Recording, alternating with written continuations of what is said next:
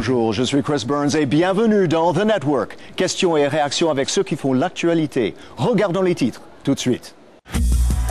À l'heure de la Coupe du Monde au Brésil, les instances du football mondial veulent s'attaquer aux matchs truqués et aux riches propriétaires de clubs qui dépensent un maximum pour gagner.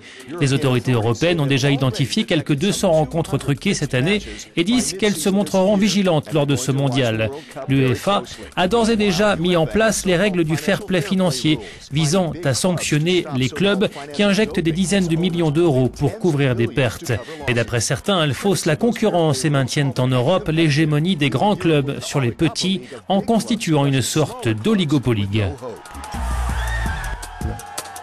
Connecté dans cette émission de The Network, ici au Parlement européen à Bruxelles, Marc Tarabella, membre du groupe de l'Alliance progressiste des socialistes et démocrates, ou SED, au Parlement européen. Bonjour. Jean-Louis Dupont, avocat qui se bat contre les règles de fair play. Bonjour. Et Georges Gruen, ancien joueur belge qui a joué en 3 Coupes du Monde et maintenant est commentateur des matchs de la Ligue des Champions. Bonjour. Merci d'être venu. Une question pour vous tous, en commençant avec Marc. Ces règles de fair play vont-elles rendre le sport plus sain ou plus précaire ? Le but, c'est de le rendre plus sain parce qu'aujourd'hui, on constate qu'il y a une grande dichotomie dans la réalité des clubs de football où certains peuvent se permettre des endettements qui sont vraiment excessifs, voire exorbitants, ne respectent finalement pas ces règles et créent finalement une caste de privilégiés du monde du foot. Et puis, il y a une planète secondaire où il y a des clubs qui végètent. Et donc, très clairement, on voudrait amener une règle de fair play qui soit respectée par tout le monde, de manière à ce qu'il y ait un sport plus sain. Plus sain alors. Mais Jean-Louis, je pense que vous n'êtes pas d'accord. Pas du tout. Le fair play, c'est un beau mot et tout le monde est pour la bonne gouvernance. Mais dans la réalité, la règle actuelle, telle qu'elle a été mise en place par l'UEFA, ne va faire qu'accroître la différence entre l'élite européenne, composée d'une quinzaine de clubs, et le reste des clubs de football. On va assister à la mise en place d'une véritable NBA qui ne dit pas son nom.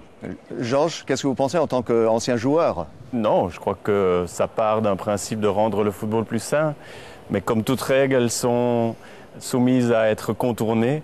Et je crois que justement les grandes puissances du football trouveront les solutions pour contourner certaines règles. Mais le but, évidemment, c'est de le rendre plus sain, oui. Ok, bon. Il y a aussi la question de compétitivité. Comment est-ce que ça marche, la compétitivité dans ce fair play, Marc ? Ce qu'on voudrait aujourd'hui, c'est que, bien sûr, le football, c'est une entreprise. Un club de football, c'est une entreprise qui doit être rentable. Comme toutes les entreprises. Mais le but premier, c'est quand même de promouvoir le sport, l'éthique, chez les jeunes notamment, de promouvoir les valeurs que le sport véhicule. Oui. Et aujourd'hui, c'est le pognon qui fait la loi. Et donc, c'est ce qu'on voudrait essayer de remettre en cause, modestement. Jean-Louis, le pognon qui fait la loi ? Le pognon qui fait la loi, ce n'est certainement pas la règle actuelle qui va y mettre un terme, que du contraire. Vous parlez de compétitivité, je suppose que vous voulez parler de concurrence. Voilà. Les règles de concurrence européennes pour tous les la règle actuelle, c'est purement et simplement une interdiction d'investir qui va consacrer, qui va fossiliser la structure en place au bénéfice des quelques grands clubs actuels. Et plus aucun nouvel entrant sur le marché ne pourra se faire une place au soleil. Donc on parle d'une oligopoly. Georges, est-ce que vous pensez que ça va se développer comme ça avec le fair play, les règles de fair play ? Malheureusement, en tant qu'ancien joueur, j'ai joué au Sporting d'Anderlecht et on participait encore à des finales de Coupe d'Europe. Je crois que malheureusement, aujourd'hui, les petits pays souffriront justement du monopole des grands clubs. Et malheureusement, je ne crois pas qu'on retrouvera une petite équipe d'un petit pays dans une finale de Ligue des Champions. Mais Jean-Louis, est-ce que ces règles de fair play ne vont pas peut-être décourager cette inflation des salaires des joueurs ?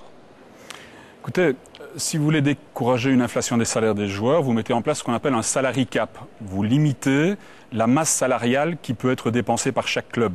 Vous ne limitez pas les investissements. Vous n'interdisez pas à des nouveaux venus d'essayer de se faire une place dans la cour des grands. Et donc, l'instrument est mal choisi. OK. Et autre question sur la limitation de 45 millions d'euros par an qu'un propriétaire d'un team peut dépenser. Est-ce que c'est trop bas ? Est-ce que ça devrait être plus haut? Il faut pouvoir tenir compte de l'investissement qui est fait et dans quel intérêt, dans quel but. Oui. Et donc de ne pas le limiter si l'investissement a pour but de redévelopper une ville, un quartier. C'est le cas à Manchester City par exemple, où il y a tout un quartier qui va revivre. Quand il y a un projet qui dépasse au-delà l'investissement pur dans des joueurs, dans le merchandising, pourquoi pas? Mais il faut pouvoir l'examiner. Et clairement mettre tout en parallèle et ne pas non plus se focaliser sur un chiffre parce qu'il peut paraître magique. Ok, passons sur les matchs truqués. Est-ce que pourquoi ces règles qui existent ne sont pas apparemment assez fortes pour décourager les matchs truqués? Allons à Georges d'abord. J'ai connu malheureusement lors de la Coupe du Monde aux États-Unis un huitième de finale qui s'est joué contre l'Allemagne. Et clairement, on a été volé par un arbitre qui a favorisé l'Allemagne. Malheureusement, je crois qu'on a toujours vécu ce genre de problème et on le vit encore toujours. Il y a toujours cette protection quelque part, entre guillemets, des grandes sociétés de football. Donc c'est impossible d'éliminer ou qu'est-ce que vous pensez, Jean-Louis?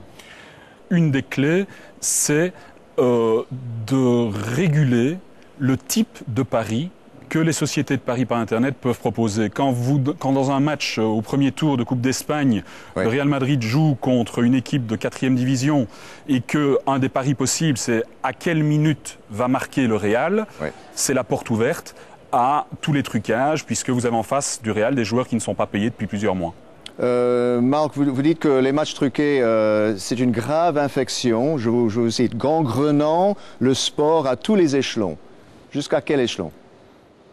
En tout cas, au niveau européen, la proportion des matchs truqués a doublé ces dernières années, cette dernière saison. C'est surtout dans les divisions inférieures où il est plus facile de truquer les parties parce qu'il y a moins de caméras, moins de spectateurs. Quand un joueur, un dirigeant, un arbitre a été convaincu d'avoir truqué une partie ou influencé une partie, il faut des sanctions exemplaires et qu'il ne puisse pas être engagé dans un autre club, un autre pays ou un autre continent. Pour lutter contre, vous mentionnez les caméras. Est-ce que c'est pas temps peut-être que la FIFA instaure des caméras de télévision sur chaque match?